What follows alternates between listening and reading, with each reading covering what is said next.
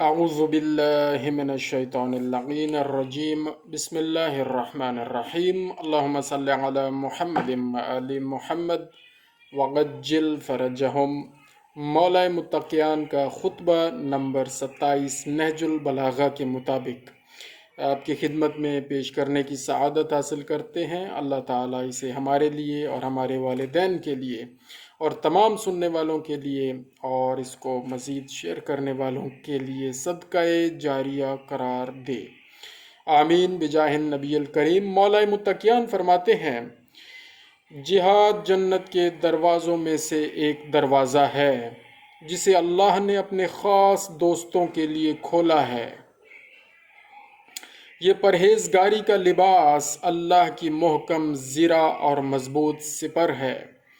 جو اس سے پہلو بچاتے ہوئے اسے چھوڑ دیتا ہے، اللہ اسے ذلت و خواری کا لباس پہنا دیتا ہے۔ اللہ اسے ذلت و خواری کا لباس پہنا اور مصیبت و ابتلا کی ردا اڑا دیتا ہے، اور ذلتوں اور خواریوں کے ساتھ ٹھکرا دیا جاتا ہے، اور مدہوشی و غفلت کا پردہ اس کے دل پر چھا جاتا ہے، اور جہاد کو ضائع و برباد کرنے سے حق اس کے ہاتھ سے لیا جاتا ہے۔ ذلت اسے سہنا پڑتی ہے اور انصاف اس سے روک لیا جاتا ہے۔ یہ جہاد نہ کرنے کے جو نقصانات ہیں مولا نے بتا دیے ہیں۔ میں نے اس قوم سے لڑنے کے لیے رات بھی اور دن بھی، اعلانیہ بھی اور پوشیدہ بھی تمہیں پکارا اور للکارا، اور تم سے کہا کہ قبل اس کے کہ وہ جنگ کے لیے بڑھیں تم ان پر دھاوا بول دو۔ خدا کی قسم، جن افراد قوم پر ان کے گھروں کے حدود کے اندر ہی حملہ ہو جاتا ہے وہ ذلیل و خوار ہوتے ہیں، لیکن تم نے جہاد کو دوسروں پر ٹال دیا اور ایک دوسرے کی مدد سے پہلو بچانے لگے، یہاں تک کہ تم پر غارت گریاں ہوئیں اور تمہارے شہروں پر زبردستی قبضہ کر لیا گیا۔ اسی بنی غامد کے آدمی سفیان ابن عوف ہی کو دیکھ لو کہ اس کی فوج کے سوار شہر انبار کے اندر پہنچ گئے اور حسان ابن حسان بکری کو قتل کر دیا، اور تمہارے محافظ سواروں کو سرحدوں سے ہٹا دیا۔ اور مجھے تو یہ اطلاعات بھی ملی ہے کہ اس جماعت کا ایک آدمی مسلمان اور ذمی عورتوں کے گھروں میں گھس جاتا ہے اور ان کے پیروں سے کڑے، ہاتھوں سے کنگن اور گلوبند اور گوشوارے اتار لیتا ہے۔ اللہ اکبر! ہاتھوں سے کنگن اور گلوبند اور گوشوارے اتار لیتا تھا، ہے نہیں، تھا کا لفظ ہے۔ اور میں نے پھر یہ جملہ دوبارہ پڑھتے ہیں، اور مجھے تو یہ اطلاعات بھی ملی ہیں کہ اس جماعت کا ایک آدمی مسلمان اور ذمی عورتوں کے گھروں میں گھس جاتا تھا اور ان کے پیروں سے کڑے، ہاتھوں سے کنگن اور گلوبند اور گوشوارے اتار لیتا تھا، اور ان کے پاس اس سے حفاظت کا کوئی ذریعہ نظر نہ آتا تھا سوا اس کے کہ ان للہ و انا الیہ راجعون کہتے ہوئے صبر سے کام لیں یا خوشامدیں کر کے اس سے رحم کی التجا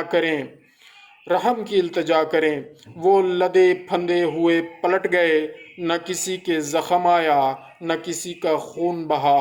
اب اگر کوئی مسلمان ان سانحات کے بعد رنج و ملال سے مر جائے تو اسے ملامت نہیں کی جا سکتی، بلکہ میرے نزدیک ایسا ہی ہونا چاہیے۔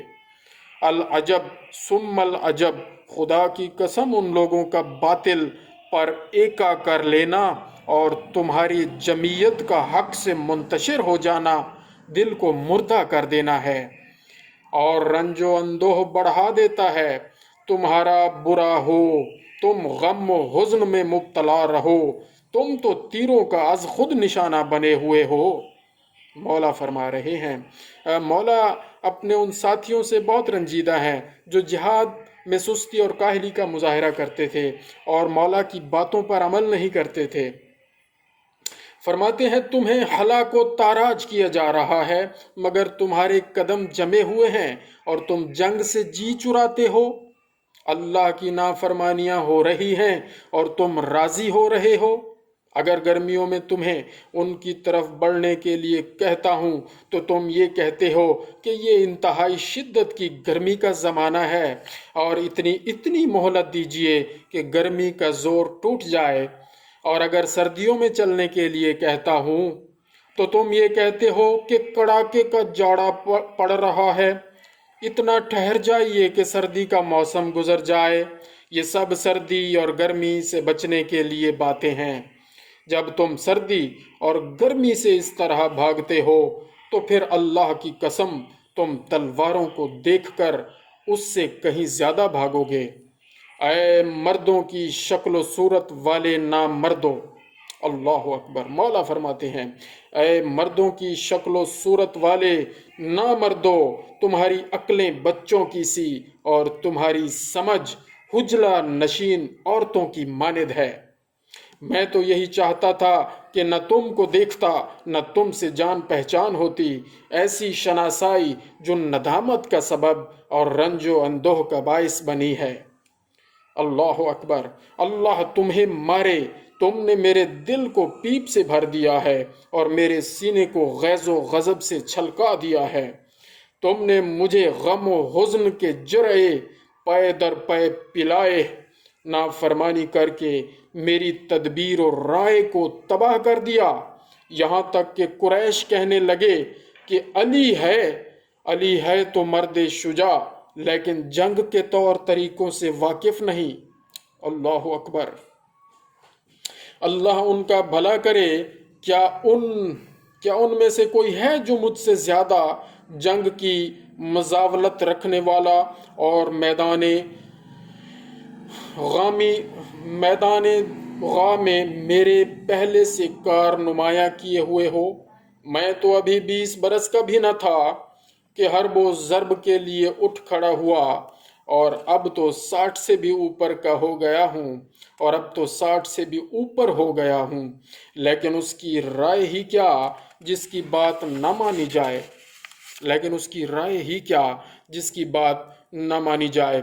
مولا شکوہ کر رہے ہیں اپنے ساتھیوں سے کہ میں رائے دیتا ہوں، تمہیں جنگ کے طور طریقے سکھاتا ہوں اور جنگ کے وقت پہ تمہیں جنگ کے لیے لے کے جاتا ہوں، اور تم ہیلے بہانے کرتے ہو، کبھی گرمیاں ٹل جائیں تو پھر کریں گے، کبھی سردیاں ٹل جائیں تو پھر کریں گے۔ مولا رنجیدہ ہیں۔